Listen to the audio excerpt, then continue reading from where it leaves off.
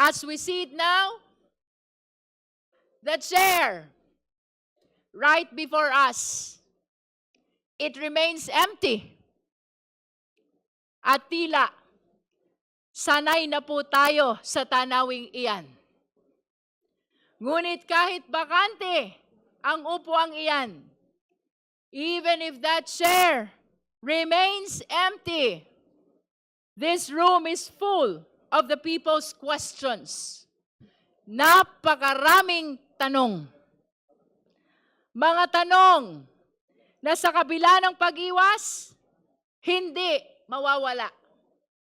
Sa kabila ng pananahimik, hindi maglalaho. Mga tanong na kailanman ay hindi kayang takasan ng bakanteng upuan. Not today. Not anymore. Let the evidence speak.